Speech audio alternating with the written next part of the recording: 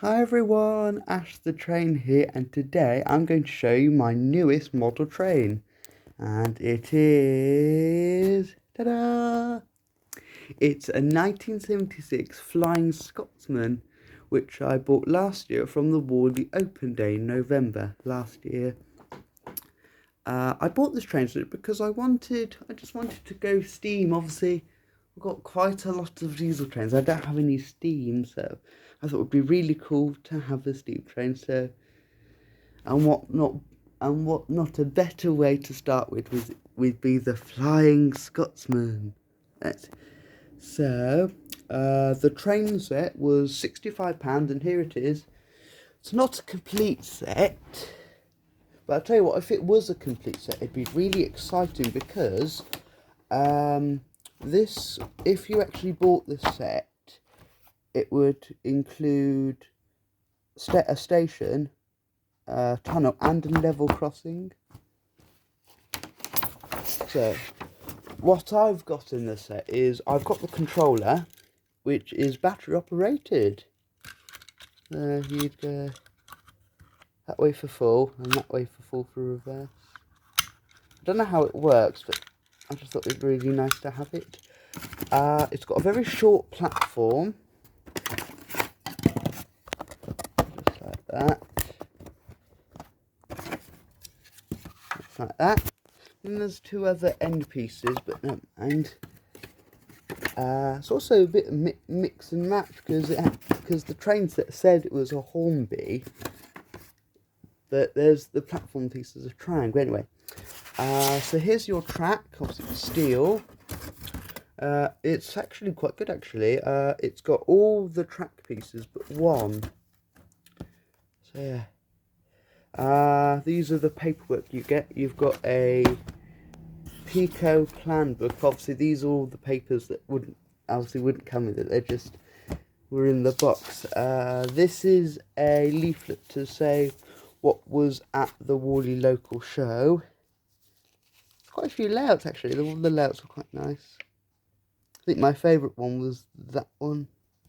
Really like that one. Oh, and I quite like Dawlish Warren. Yeah. That's quite a nice event. They've got a Hornby track plans book. Nice lots of layouts and tracks and details to detail your railway. Yeah, it's nice. Nice read. You've also got a train set operating instructions. I always thought it was funny that none of the paperwork actually went with the train set. Anyway, so here's the actual train itself. So you've got the Flying Scotsman, 2 coaches and a brake. In fact, when I actually bought the train set and I got it running, it started to run and then it stopped, and that's because the motor had broken. Unfortunately, I've got another motor that uses this. I've got another train that uses the same motor. It's my Ginty. So this is the actual motor that was in the Flying Scotsman, and we've just replaced it off of my Trying Ginty and put it into here for it to run. Yeah, I really like this. I just love it. One of my favourite parts of the steam train is when it's running. You can see the side rod going up and down. I really like it. Yeah, I just really like this train set. Yeah, it hasn't been put away. I've just been really excited about having the Flying Scotsman. It's never actually been put away in its box. It's always been running around the layout endlessly. Haven't got bored of it really. Yeah. Hope you enjoyed this video, and I'll sign off, and you'll be able to see the Flying Scotsman running. Bye everyone.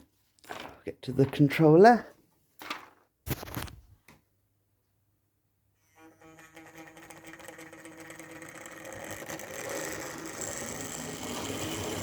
Oh, by the way, on the other line we've got the Class 66 Class 66 413 pulling a freight train.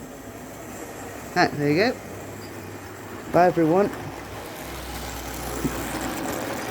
Let's speed that up a bit actually. Speed.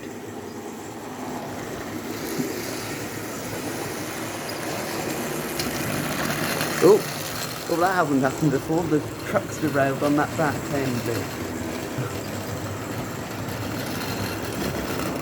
Ah, stop. Ooh.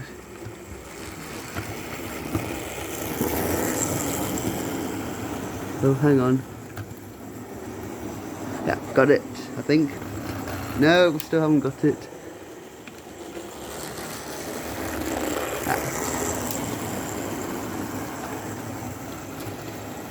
Pretend that never happened. Right.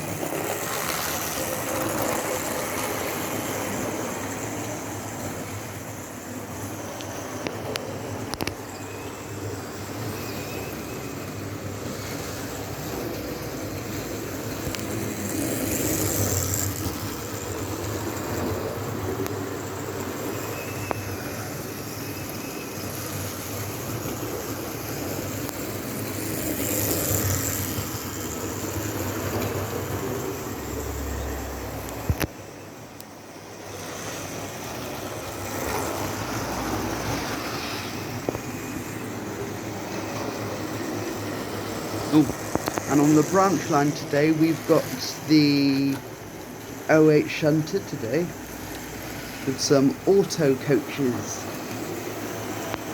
Also, I don't have like a oops, well, that's never happened before. There you go. Hang on. Oh,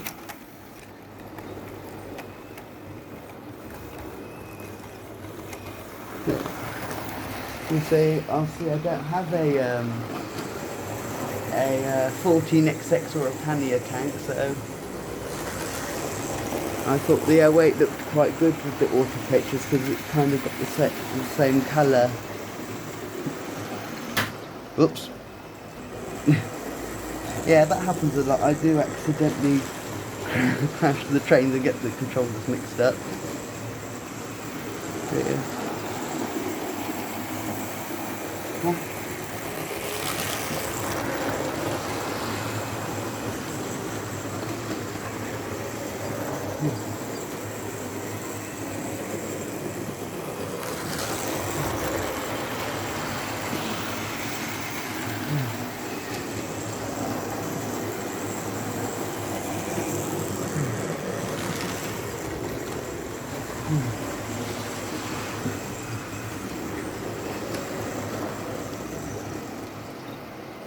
Hmm.